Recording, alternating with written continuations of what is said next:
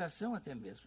Então cria-se uma juventude que não tem referências de valores fundamentais e que, lamentavelmente, são dominadas pela velocidade da tecnologia.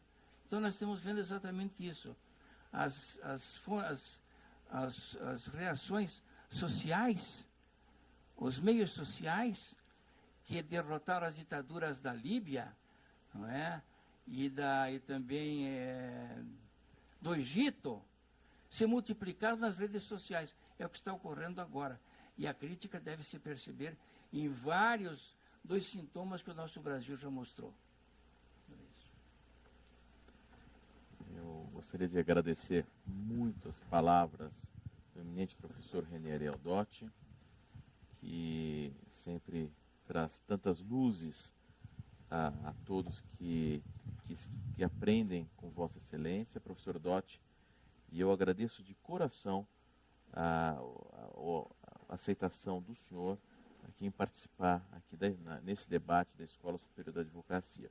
Agora nós vamos passar por um bloco mais ágil aqui no nosso encontro, e eu vou conferir 5 minutos para poder ter esse debate na mesma ordem de que foram proferidas as manifestações, para que nós aí fomentemos aí o diálogo democrático nesse espaço. Por favor, prezado professor Eduardo Del Campo.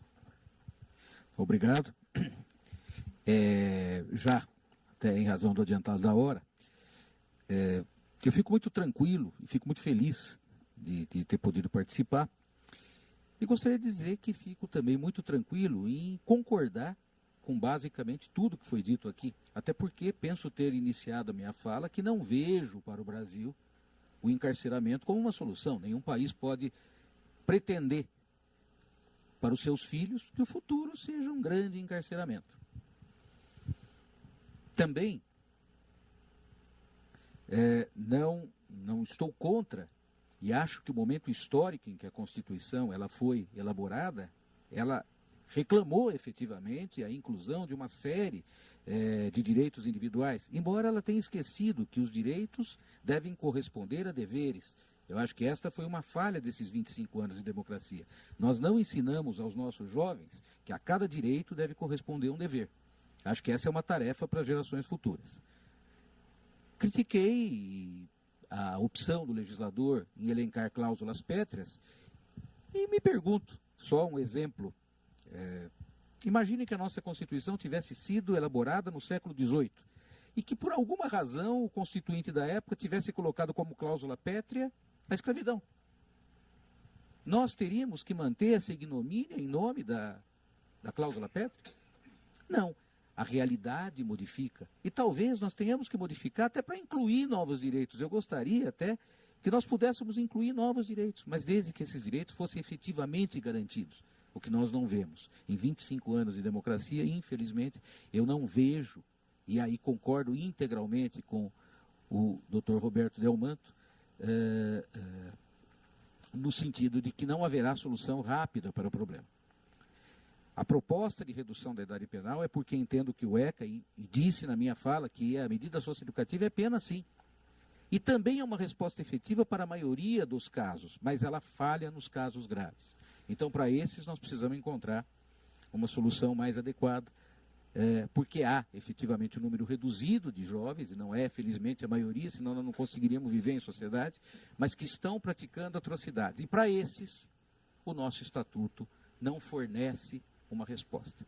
E eu acredito que a redução da idade penal, nesses casos, seria uma resposta efetiva, pensando na finalidade repressiva e na finalidade da pena, da repressão e da prevenção, não a geral, mas a prevenção especial, aquela do indivíduo. Porque ficar 1 ano, 2 ou 3 interno, num latrocínio e sair com a ficha limpinha, me parece até perigoso para a sociedade.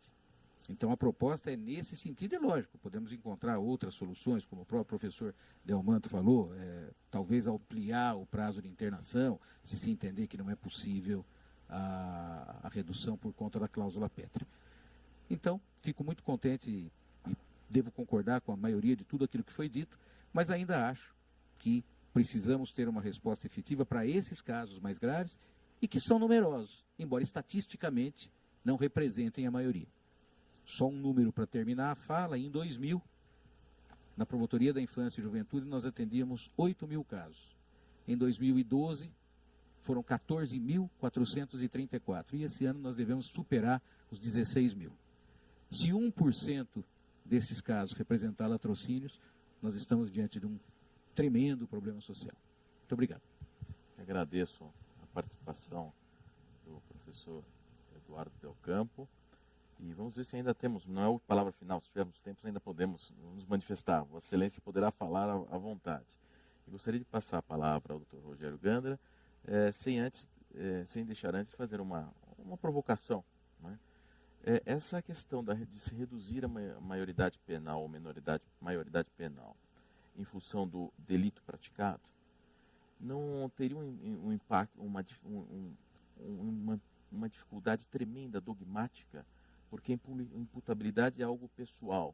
Então você é imputável se você praticar determinado crime, mas se você for outro crime, você é inimputável. Não teríamos aí um obstáculo dogmático, um obstáculo dentro do sistema, que talvez não fosse solucionado com essa possibilidade de ampliação do prazo de internação e uma provocação ainda mais.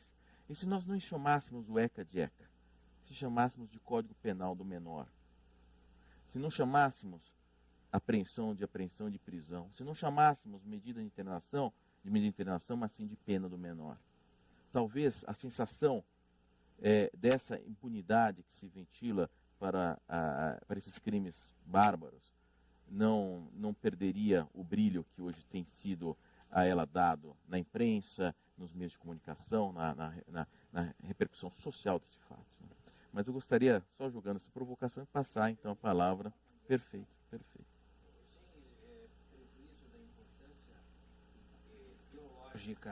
Do Instituto da Criança e do Adolescente, na Lei de Menores de 79, se falava em infração penal do menor, que o menor pratica uma infração penal. Então, esse sentimento de insegurança é trazido também na medida em que, fielmente, a comunicação social da televisão e do rádio diz que o menor foi apreendido. Então, isso tem uma influência muito grande, no meu entendimento. O menor está internado, tem uma influência muito grande também. Quer dizer, essa mudança de vocábulo que a Constituição fala em prisão, em apreensão, isso gera um efeito negativo também, no meu entendimento. Sabe? Perfeito, por favor. Porque, na verdade, a proposta não foi de fazer uma redução com base em determinados crimes, até porque isso realmente, dogmaticamente, é impossível. Eu digo que há necessidade da redução porque o ECA não representa uma resposta para os crimes graves. É isso. Perfeito, claro. Por favor, Rogério Gandra. Doutor Armando, para mim foi não só um prazer, mas foi realmente uma aula individual que eu recebi de cada um dos presentes, razão pela qual eu agradeço a tudo que eu ouvi. Discordando em poucos pontos e concordando em muitos, muito embora minha posição de redução de menoridade, da maioridade penal, seja uma posição dentro de um contexto, né? Seria a redução da maioridade penal dentro de um conjunto enorme de políticas públicas sérias, multidisciplinares. Eu sempre defendi isso, não só em termos de direito constitucional, mas na minha área específica de atuação, que é o direito tributário. E no direito tributário eu falo que não dá para se estudar direito tributário sem se analisar todo o fenômeno econômico, todo o fenômeno social, o administrativo, o social e até o cultural. Acredito que a questão da maioridade penal também segue o mesmo trilho. Você só vai ter algum resultado dentro de políticas extremamente sérias nesse viés, né? nesse contexto. Eu acredito que nós temos uma grande facilidade que nossa sociedade nos conferiu com a Constituição de 88, pois, por mais prolixa que ela tenha sido, em sua redação, o que era inevitável, qualquer país que vivesse o que o Brasil viveu,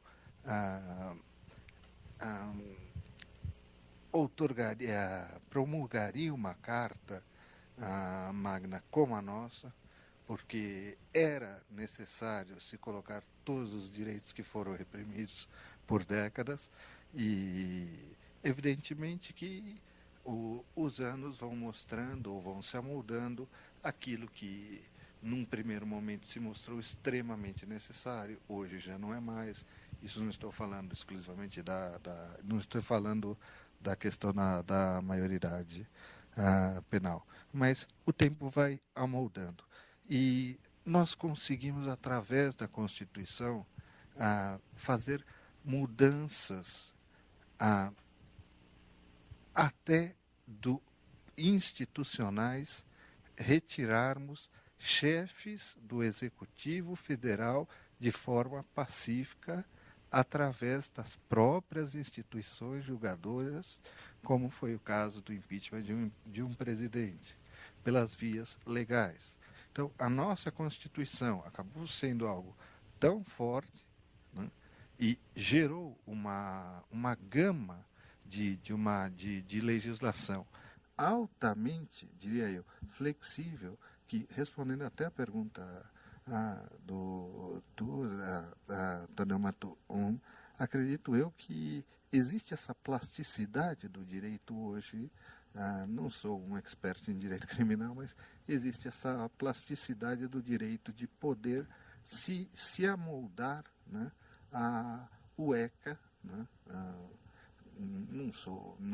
não o conheço em minúcias, né, mas se amoldar o ECA à atualidade, né. Acredito eu que a sociedade necessita de valores, a sociedade necessita, repito de novo, necessita da educação. A educação se dá pelo governo, se dá por política. Se nós colocarmos eu repito de novo, porque se o cidadão brasileiro gasta 5 meses do seu ano pagando tributos para o governo, não é justo que esses 5 meses, né, que chegam praticamente a 6, né, não vá não chega a 10% o que vai para a educação, seja na esfera federal, seja na esfera estadual, seja na esfera municipal. E eu gostaria, saindo totalmente do direito, de fazer um elogio à doutora Berenice.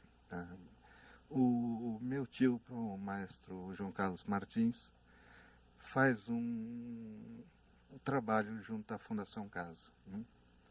E, muito embora eu defenda, sim, a redução da maioridade penal, eu acredito que o jovem, hoje em dia, da mesma forma que ele possa ter um discernimento, ele pode mudar, sim. E eu termino com um fato que me comoveu, com um trabalho que o meu tio João Carlos fazia junto aos menores, ensinando-os a regência e a orquestra na Fundação Casa. Era perto do Natal e um menor de idade era para ser solto no domingo. O Natal era na quarta-feira. Ele pediu à direção da Fundação, não sei qual unidade, doutora, mas pediu para ficar mais 3 dias, porque depois ele iria para o interior do estado. para que ele pudesse, no dia do Natal, deixar na porta da casa de meu tio uma carta agradecendo e terminando os termos na carta assim: maestro, muito obrigado, a música venceu o crime. Então, acredito eu que o jovem educado, o jovem instruído, o jovem, quando ele tem essa vontade que se lhe é colocada através de políticas, ou públicas ou privadas, mas de uma forma séria, ele pode sim mudar. O que falta hoje no Brasil é isso. E nós vemos um governo totalmente inerte diante de uma situação calamitosa. É com isso que eu termino. Obrigado, doutor Rogério Gandra. Realmente as suas palavras nos comovem a todos. É muito bonito. E é um testemunho, né, da potencialidade do jovem em encontrar novos caminhos, né? Eu passo a palavra para a doutora Berenice Janella para que faça a sua manifestação também aqui complementar. Bom, mais uma vez, agradecer o convite. O maestro João Carlos Martins, acho que foi responsável por alguns dos momentos emocionantes que eu vivi lá na Fundação Carlos. Ele fez várias apresentações lá, sempre contando a história da vida dele. E eu assisti várias vezes. E era realmente, acho que a luta dele pela vida, né? Porque a luta dele toda foi pela vida, pela música. Acho que certamente ajudou a recuperar muitos jovens lá na Fundação, porque fez com que vários desses jovens entrassem em contato, vissem que a dificuldade não é só deles, né? Que a vida apresenta obstáculos e dificuldades para todos, e o jovem tem essa ânsia de superá-las rapidamente, e acho que o maestro mostrava que as dificuldades podem e são vencidas com obstinação, com tempo, enfim. Eu, aproveitando a fala do Dr. Roberto Delmanto, eu acho que faltou eu colocar na minha manifestação a respeito do projeto de lei que foi encaminhado pelo governador ao Congresso Nacional.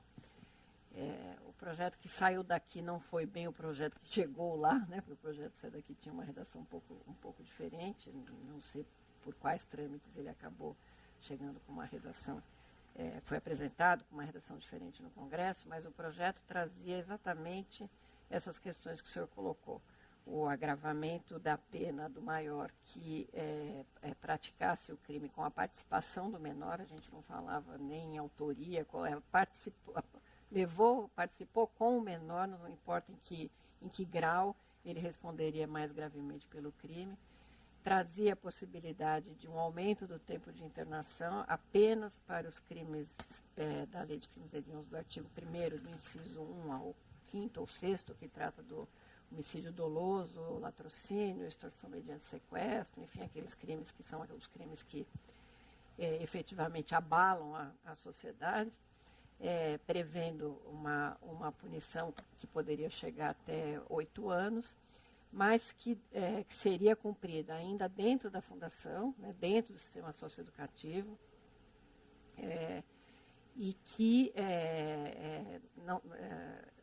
para que ele passasse para este regime que a gente estava prevendo no projeto de lei, um regime diferenciado de cumprimento de medida, ele teria que passar pela equipe multiprofissional que o atende. Quer dizer, a equipe da unidade, né, o psicólogo, o assistente social, os educadores, o pessoal da área de segurança que atende esse jovem diuturnamente é que daria uma opinião, né, uma manifestação sobre se este jovem apresentava evolução no seu processo socioeducativo ou se ele necessitaria de mais tempo, né, porque acho que a gente não pode nunca perder o foco do que para que serve a punição no Estatuto, que é a recuperação, né?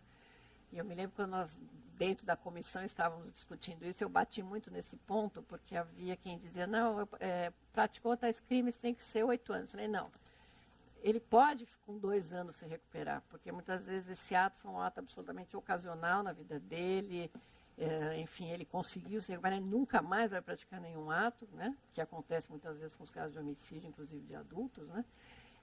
Então, eu insisti muito quando nós estávamos discutindo essa proposta de lei, proposta de projeto de lei, que a equipe da unidade, do centro socioeducativo, opinasse, dizendo se ele precisaria efetivamente de um regime mais sério ou se ele, aproveitando aquele tempo que ele estava, ele poderia continuar numa unidade comum da fundação e continuar no atendimento dele. E também o projeto traz uma questão sobre a saúde mental.